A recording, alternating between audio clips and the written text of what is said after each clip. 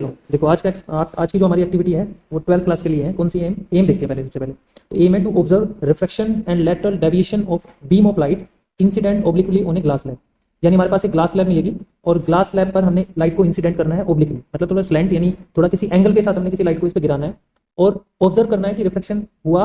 दूसरा lateral deviation कितना हुआ, यानी लाइट अपने एक्चुअल पाथ से कितना डेविएट हुई, तो ये बताना। तो क्या क्या एपरेटस हमें चाहिए देखेंगे। एपरेटस है एक व्हाइट शीट पेपर, ठीक है, हमारे पास ये व्हाइट शीट पेपर है, ये एक व्हाइट शीट पेपर है और ड्राइंग बोर्ड ये आपका दिख रहा है, ये ड्राइंग बोर्ड है जिस पे हमने ये रखा हुआ है, ये ड्राइंग बोर्ड है। ओके, इसके बाद हमारे पास है 4 पिंस, तो पिंस 4 की जगह हम काफ़ी लेंगे क्योंकि काफ़ी यूज करनी पड़ेगी हमें। तो ये आयरन नेल्स कह सकते हैं इनको। रेक्टेंगुलर ग्लास स्लैब, ये आपके पास है रेक्टेंगुलर ग्लास स्लैब, ठीक है, इसका कुछ प्रॉपर या एक स्पेसिफिक रिफ्रैक्टिव इंडेक्स होता है। स्केल चाहिए, कुछ ज्योमेट्री चाहिए जिसमें स्केल हो गया आपके पास है ना, डी इसको क्या बोलते हैं, डी या प्रोटेक्टर हो गया, पेंसिल्स हो गई है ना, इस तरह की जनरल जो हमारे ज्योमेट्री में यूज होते हैं वो यूज करें। तो सबसे पहले हम इसकी थ्योरी पढ़ते हैं, क्या क्या चीजें हमें इसमें करनी है। तो थ्योरी में देखो आपको क्या बताया हुआ है कि when incident ray of light incident obliquely और रेक्टेंगुलर ग्लास स्लैब, जब हम इंसिडेंट रेज को मतलब किसी इंसिडेंट रेज को इंसिडेंट करेंगे किस पे, रेक्टेंगुलर ग्लास स्लैब, तो क्या होगा, लाइट रिफ्लेक्ट होगी। लाइट रिफ्लेक्ट होगी, इंसिडेंट लाइट जो है अपोजिट फेस पे हमें दिखाई देगी और वो रिफ्लेक्ट होगी और डिस्प्लेस होगी लेटरली, यानी अपने एक्चुअल पास से लेटरली जो है थोड़ा सा डिस्प्लेस होगी अपने एक्चुअल पास। ये चीज हम जब करेंगे ना तब आपको समझ में आएगा।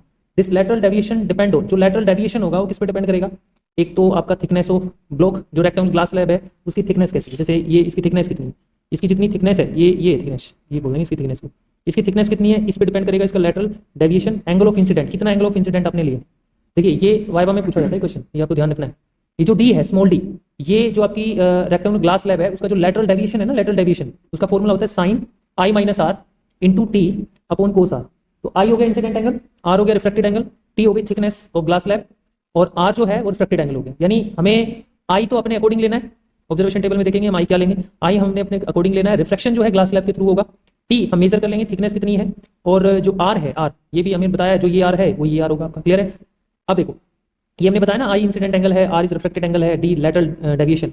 यहाँ पे ध्यान से देखिए, here the incident ray parallel to the emergent ray. ध्यान रहे जो इंसिडेंट रेज होगी वो इमर्जेंट रे के पैरेलल होगी। ये भी क्वेश्चन वाइवा में पूछा जाता है कि जब हम रेक्टेंगुलर ग्लास स्लैब से क्या करते हैं, रिफ्लेक्शन करते हैं, तो इंसिडेंट रे जो है वो इमर्जेंट रे के क्या होती है, पैरेलल होती है, बिल्कुल होती है। The emergent ray is laterally deviation from its original path. यानी इमर्जेंट रे, रिफ्रैक्टेड रे को ही इमर्जेंट रे कहा जाता है, जो अपोजिट फेस से जो रे निकलती है उसे इमर्जेंट रे कहा जाता है। वो लेटरली डेविएट हो जाती है अपने ओरिजिनल पाथ से। हम ये इसमें जब प्रैक्टिकल करेंगे तब देखेंगे। तो नेक्स्ट पेज में हमारे पास ये चीजें ध्यान रखनी है आपको। एक तो रे डायग्राम इंपॉर्टेंट है, ध्यान रहे रे डायग्राम इसमें बहुत ही इंपॉर्टेंट है। तो रे डायग्राम देखो, रे डायग्राम में ये आपने एक ग्लास स्लैब को ट्रेस करके बनाया है। ये मान लीजिए ग्लास स्लैब है EFGH। ओके, ग्लास स्लैब में देखिए यहाँ पे हमने इंसिडेंट आई के साथ कोई रे इस पे इंसिडेंट की है, ठीक है। जहाँ पे P और Q हम जो देख रहे हैं ना, यहाँ पे क्या करेंगे, आयरन नेल्स को पेनिट्रेट करेंगे। एक आयरन नेल्स यहाँ पेनिट्रेट कर देंगे, एक यहाँ Q पे कर देंगे और ग्लास स्लैब को इसके ऊपर रख देंगे। तो रे हमारे पास यहाँ से आई। अब क्या करेंगे, दूसरी तरफ से हम यहाँ पे ये रिफ्लेक्टेड रे कैसे बनाई, हमें यहाँ पे ग्लास स्लैब रखी हमने, जो हमने यहाँ पे आयरन नेल्स रखी, एक आयरन नेल्स यहाँ पे हमने पेनिट्रेट किया परपेंडिकुलर, बिल्कुल ऐसे परपेंडिकुलर करना है। इस तरफ से इसको देखेंगे, यानी इस तरफ से हम एडजस्ट करके अपनी आइज को यहाँ से देखेंगे। तो क्या होगा, ये वाली जो आयरन नेल्स है वो यहाँ पर रिफ्लेक्टेड होके, जो आयरन नेल्स यहाँ पे एडजस्ट करोगे, ये आयरन नेल्स और वो आयरन नेल्स आपस में क्या होगी, एक दूसरे के स्ट्रेट में दिखाई देगी, स्ट्रेट, ठीक है। इसका मतलब जब हमारी लाइट इंसिडेंट होकर इसमें से पास हुई ग्लास स्लैब में, तो वो सीधी नहीं गई। एक्चुअल में ये इसका एक्चुअल पाथ होता, अगर लाइट रिफ्लेक्ट नहीं होती तो ये इसका एक्चुअल पाथ होता, लेकिन लाइट यहाँ से निकली, इसका मतलब यहाँ से रिफ्लेक्ट हुई है। तो अपने एक्चुअल पाथ से लाइट कितना रिफ्लेक्ट हुई, इतना, यानी लाइट ये ऐसे आनी चाहिए थी स्ट्रेट, लेकिन ये लाइट यहाँ से निकली। तो ये जो डी है, एक्चुअल में यही डी क्या कहलाता है, लेटरल डिस्प्लेसमेंट। ध्यान रहे ये डी क्या कहलाता है, लेटरल डिस्प्लेसमेंट। हमें ये भी फाइंड आउट करना है। इसमें ये चीज ध्यान रखनी है कि इंसिडेंट एंगल और इमर्जेंट एंगल बराबर होता है। वो क्यों, क्योंकि हमने जस्ट पीछे पढ़ा कि इमर्जेंट रे और इंसिडेंट रे एक दूसरे के पैरेलल होती है। जब चीज पैरेलल होगी ना, दो रेस पैरेलल होगी तो उनके एंगल भी बराबर होंगे। तो इंसिडेंट एंगल यानी ये, और ये जो एंगल है बाहर की तरफ बन रहा है इमर्जेंट एंगल, ये दोनों बराबर है, इक्वल है दोनों, ये ध्यान रखना है, ठीक है। ये आपको पता है ये रिफ्लेक्टेड एंगल होता है, this is your reflected angle, और हम यही फाइंड आउट करने की कोशिश करेंगे। अब देखो यहाँ पे आपके पास है मेजरमेंट ऑफ लेटरल डिस्प्लेसमेंट। ऊपर देखा है measurement of lateral displacement at a different set of incident angle. यानी हमें लेटरल डिस्प्लेसमेंट को डिफरेंट इंसिडेंट एंगल पे मेजरमेंट करना है कि इंसिडेंट एंगल इतना ले तो आपके पास लेटरल डिस्प्लेसमेंट कितना आएगा, और इमर्जेंट एंगल भी निकालना है। तो यहाँ पे देखो सीरियल नंबर में हमने दो ही रीडिंग लेनी है, एक 1 और 2, ठीक है। इंसिडेंट एंगल एक पर 30 रख के देखना है, 45 हमने 30 45 लिया है। वैसे देखें ना तो कुछ भी ले सकते हैं, कुछ भी ले सकते हो यहाँ पे। तो हमने 30 और 45 लिया है। इमर्जेंट एंगल हम वेरीफाई करेंगे कि कितना आएगा। तो देखिए इमर्जेंट एंगल कैसे आएगा, आपको पता है कि इंसिडेंट एंगल और इमर्जेंट एंगल बराबर होता है, लेकिन ये वेरीफाई तो करना पड़ेगा ना। तो ये वेरीफाई कैसे होगा? ये वेरीफाई होगा कि जब हम ग्लास लैब से ये एक्टिविटी करेंगे तब आपको वेरीफाई होगा, अगर ये 30 तो ये भी 30 आना चाहिए, वरना गलत हो जाएगा। तो ये 40 तो ये भी 40 आना चाहिए, लेकिन हम इसको तभी फिल करेंगे जब एक्सपेरिमेंट को करेंगे, मतलब इस एक्टिविटी को करेंगे। फिर डिफरेंस, अगर मान लो एरर हुआ, मान लो 30 है और ये 30 नहीं आया, तो यहाँ डिफरेंस भी कुछ आएगा। और अगर डिफरेंस 0 और 0 आया तो इसका मतलब वेरीफाई हो गया कि भाई जो ग्लास लैब है उससे जो आप रिफ्लेक्शन कर रहे हो बिल्कुल करेक्ट है। रिजल्ट में फर्स्ट रिजल्ट, 3 रिजल्ट आपको यहाँ शो करने हैं। फर्स्ट रिजल्ट में देखो, अगर ये वेरीफाई हो जाता है कि इसका डिफरेंस जो है 0 आ जाता है, यानी 30 ये तो 30 ये, 45 ये तो 45, इसका मतलब ये है incident angle equal to emergent angle, इसका मतलब ठीक है आपका।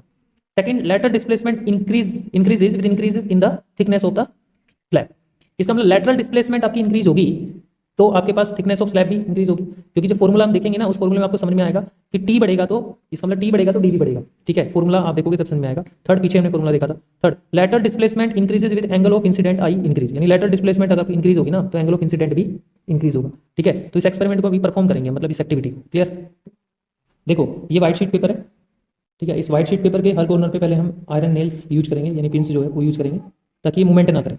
ठीक है, तो हमने यहाँ पेनिट्रेट कर दी इसको, आयरन पिंस को ऑल कॉर्नर्स पे, ताकि मूवमेंट ना करें। सबसे पहले हमें ये करना है। देखो इसके बाद हम लेंगे ग्लास स्लैब। ग्लास स्लैब को ट्रेस करेंगे। यहाँ ग्लास स्लैब हमने यूज किया और इसको पहले हम ट्रेस करते हैं, पेंसिल से इसको ट्रेस करते हैं पहले। इसके बाद हम इस लाइन पे नॉर्मल लेंगे, यहाँ पे एक नॉर्मल ड्रॉ करेंगे।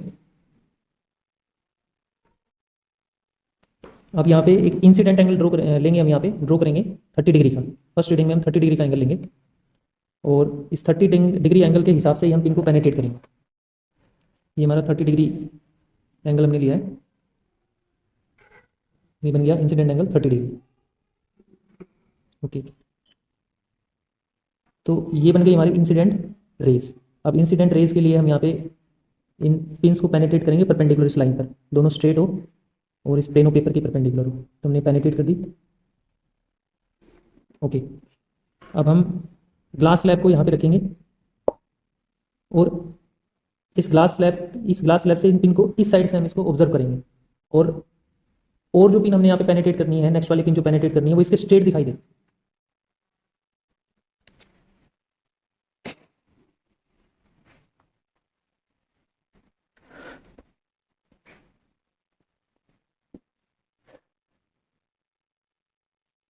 तो इसको एडजस्ट करेंगे इस हिसाब से कि ये वाली पिन जो है इन पिन्स के बिल्कुल स्ट्रेट दिखाई देनी चाहिए।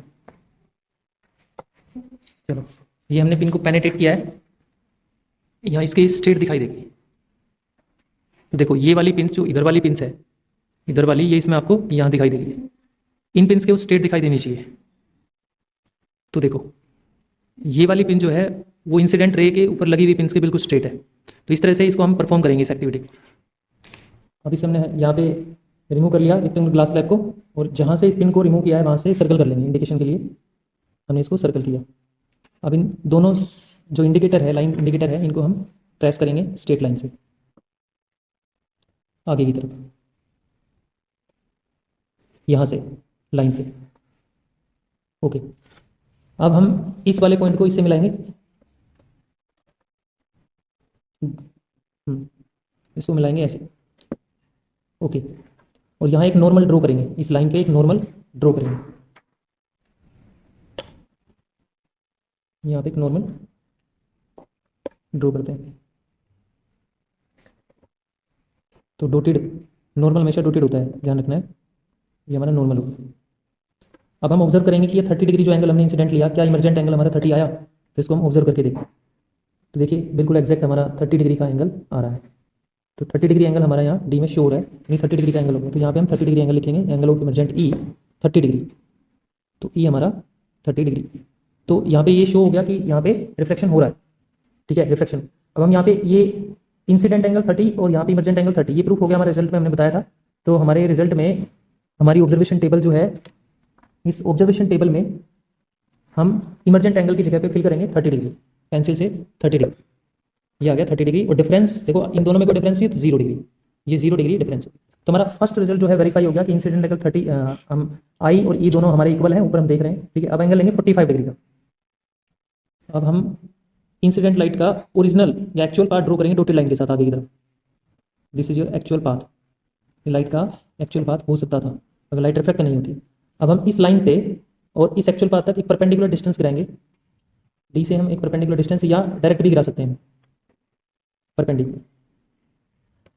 तो ये हमारे पास एक परपेंडिकुलर डिस्टेंस आ गई यहाँ पे। तो इसको यहाँ से हम ट्रेस करेंगे यहाँ तक, ये आ गई आपके पास डी, इसको लिखेंगे डी। जो डी है इसी को बोलते हैं लेटरल डिस्प्लेसमेंट, यानी लाइट अपने एक्चुअल पाथ से, लाइट का ये एक्चुअल पाथ था लेकिन एक्चुअल पाथ से ये इतना डेविएट हो गई, यानी लाइट यहाँ से निकलनी चाहिए थी लेकिन यहाँ पे लाइट यहाँ से निकल रही है, इसका मतलब ये डेविएशन, लेटरल डेविएशन आ गया हमारे पास। ठीक है, तो 30 पे 30 आया लेटरल डेविएशन, क्लियर हुआ। अब यहाँ पे हम क्या करेंगे, 45 का एंगल लेंगे यहाँ पे 45। तो हमने 45 डिग्री का एंगल लिया है आपकी बार 30 की जगह पे, 30 पे हमने वेरीफाई किया, 45 पे वेरीफाई कर देंगे। वैसे ही सेम रिपीट करेंगे, जो इंसिडेंट लाइट है, रेज जो हमने ली 45 पे, उस पर हम आयरन नेल्स को पेनिट्रेट करेंगे perpendicular to the plane of paper, और वहीं फिर प्रिज्म को यहाँ पे हम रखेंगे, और प्रिज्म को इस पर रखने के बाद वहीं इस तरफ से हम इसको देखेंगे कि रिफ्लेक्शन कहाँ हो रहा है। ऑब्वियसली 45 पे रिफ्लेक्शन इधर होना चाहिए, यानी इमरजेंट एंगल इंसिडेंट के इक्वल होना चाहिए। चलिए अब देखो, यहाँ 45 डिग्री एंगल पर, इंसिडेंट एंगल पर हम वहीं रिपीट करेंगे ऑब्जर्वेशंस को, और पिन को एडजस्ट करेंगे। ये वाली पिन जो हम एडजस्ट कर रहे हैं वो उनके अकॉर्डिंग कर रहे हैं, यानी इन पिन्स के ये पिन्स पैरेलल आनी चाहिए, स्ट्रेट में आनी चाहिए, मतलब पैरेलल यानी स्ट्रेट में आनी चाहिए। यहाँ पे देखिए, ये आप इधर से देख रहे हैं, यहाँ पे ये इंसिडेंट वाली जो रेज है, पिन्स है, वो यहाँ दिखाई दे रही है, लेकिन इसको हमने इस तरह से पेनेट्रेट किया है ताकि ये इसके, ये वाली पिन्स उसके कैसी दिखाई दे, स्ट्रेट दिखाई दे। तो ये हमारा इस तरह से होगा। वहीं सब रिपीट करना है, पिन्स को रिमूव करना है, और यहाँ पे इनको हमें प्रेस करना है, और इसको हमें आगे की तरफ ज्वाइन करना है।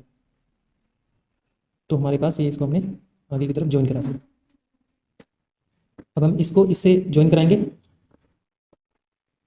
और इमरजेंट एंगल फिर दोबारा से हम 45 पे मेजर करेंगे कि इंसिडेंट 45 एंगल लेने पर इमरजेंट एंगल हमारा कितना आता है। ठीक है, तो यहाँ पे हम प्रोटेक्टर का यूज करेंगे, 45 डिग्री एंगल पर इमरजेंट एंगल हमारा कितना आता है ये वेरीफाई करें। तो हमारा 45 डिग्री एंगल ही यहाँ पे आ रहा है, इसका मतलब ये वेरीफाई हो जाता है कि यहाँ रिफ्लेक्शन होने के कारण इमरजेंट एंगल और इंसिडेंट एंगल इक्वल आ रहा है। इसलिए और नॉर्मल हमेशा हमें ड्यूटी लेना है, ध्यान रखना है। और ये एंगल जो है हमारा, ये आ गया ई, जो कि 45 डिग्री आया, 45 डिग्री यहाँ पे हम लिखेंगे, और हमने यहाँ वेरीफाई कर लिया कि 45 डिग्री का एंगल हमारे पास यहाँ आ गया। ओके, तो 45 डिग्री का एंगल हमारे यहाँ। अब इसका हम एक्चुअल पाथ लेंगे, डॉटेड लाइन आगे की तरफ, कि इस लाइन का, इस इंसिडेंट लाइन का एक्चुअल पाथ क्या हो सकता है। तो इसका एक्चुअल पाथ ये होगा straight, this is actual path. वहीं यहाँ से परपेंडिकुलर गिराएंगे इस एक्चुअल पाथ पर परपेंडिकुलर, लाइट अपने एक्चुअल पाथ से कितना डेविएट हुई, और इसको हम फिर मेजर करेंगे, कैलकुलेट करके बताएंगे। तो ये हमारा डी निकालेंगे। तो 30 पे हमने अभी डी ट्रेस किया था, अब हम 45 पे डी को ट्रेस करेंगे, ऐसे, यानी डी बन गया आपका ये डी। अब आप खुद यहाँ पे ऑब्जर्व कर पा रहे हो, एक डी आया 45 पर और एक डी आया हमारे पास 30 पे। अब हम यहाँ पे अपनी रीडिंग फिल करेंगे। रीडिंग में यहाँ पे 45, तो इमरजेंट एंगल हमने वेरीफाई किया 45, और डिफरेंस आया आपका 0। अब आप यहाँ पे अपने रिजल्ट में देखिए, आई और ई दोनों बराबर आ रहे हैं। सेकंड ये कह रहा है lateral displacement increase in the thickness of the slab, यानी अभी हमारे पास ये जो थिकनेस है स्लैब की वो सेम, क्योंकि एक ही ग्लास स्लैब हम यूज कर रहे हैं। अगर इस ग्लास स्लैब की थिकनेस अगर बढ़ जाए, इस ग्लास स्लैब की थिकनेस जो है अगर हम बढ़ जाए, तो यहाँ पे हमारे पास क्या होगा, लेटरल डिस्प्लेसमेंट भी बढ़ जाएगी। ये ध्यान रखना है, वाइवा में क्वेश्चन होता है कि लेटरल डिस्प्लेसमेंट पर क्या इफेक्ट होता है अगर हम इंसिडेंट एंगल को इंक्रीज कर दें, या टी को इंक्रीज कर दें, या थिकनेस को इंक्रीज कर दें, तो बोलेंगे इंक्रीज होगा। तो हम यहाँ पे ये तो अगर दूसरी ग्लास स्लैब यूज करते तो होता। दूसरा है थर्ड है हमारा, the lateral displacement increase with the angle of incident increase, यानी लेटरल डिस्प्लेसमेंट बढ़ेगी जब एंगल ऑफ इंसिडेंट इंक्रीज होगा। तो यहाँ पे अगर हम देखें, हमारी एक्टिविटी में देखें, तो देखो यहाँ पे डी देखो, और यहाँ पे डी देखो, यहाँ डी ज़्यादा आ रहा है, यहाँ डी कम आ रहा है। इसने कहा कि इंसिडेंट एंगल इंक्रीज करोगे, यानी 30 से 45, तो डी आपका इंक्रीज होगा, तो डी यहाँ कम है और यहाँ डी ज़्यादा है। अब यहाँ पे एक फॉर्मूला हमने यूज़ किया था, देखो एक फॉर्मूला हमने यूज़ किया था, तो वो ये फॉर्मूला है हमारा। अगर आपको लेटरल डिस्प्लेसमेंट निकालनी है तो formula d is equal to sine i minus r into t, तो यहाँ आ गया आपका कोस आर। हालांकि इस एक्टिविटी में आपको निकालना नहीं है डी, सिर्फ बताना है। तो यहाँ पे कैसे निकालेंगे, आई आपके पास 30 और आर जो है मेजर करेंगे आप, आर यहाँ पे यहाँ से मेजर करेंगे, यहाँ से आपका ये आर है, दिस इज योर आर, यहाँ आर मेजर करेंगे और इसका यहाँ से आर मेजर करेंगे, और आर मेजर करने के बाद हम यहाँ पे आर में रख देंगे। ठीक है, थिकनेस, इस ग्लास स्लैब की जो थिकनेस है वो हम यहाँ से निकाल सकते हैं, इसकी ग्लास स्लैब की थिकनेस आप निकाल सकते हैं यहाँ से, ठीक है, और हम यहाँ पे रख देंगे। तो डी आपके पास एक प्रॉपर जो डी है, एक्चुअल में जो डी इसका लेटरल डिस्प्लेसमेंट कितना हुआ वो आपके पास आ जाए। ध्यान रहे, इस एक्टिविटी में सबसे मोस्ट इंपॉर्टेंट जो वाइवा का क्वेश्चन है वो क्या है, एक तो ये फॉर्मूला, ठीक है, what is the formula use for later displacement for a glass lab. तो ये डी एक फॉर्मूला हो गया आपका। ये दूसरा सबसे इंपॉर्टेंट है कि इमरजेंट एंगल और इंसिडेंट एंगल क्या इक्वल होते हैं? बिल्कुल होते हैं, क्योंकि जो ग्लास लैब ये आपके पास एक यूनिफॉर्म रेक्टेंगुलर ग्लास लैब है, यानी हम कह सकते हैं टेढ़ी मेढ़ी नहीं है, जिसकी वजह से आई और ई इक्वल ना हो। बिल्कुल रेक्टेंगुलर ग्लास लैब है, इसलिए ये आई और ई इसका इक्वल आए। तो यहाँ से तीनों रिजल्ट जो है आपने वेरीफाई कर लिया और ये टेबल को फिल कर लिया है। तो इस तरह से एक्टिविटी आपकी कंप्लीट हुई।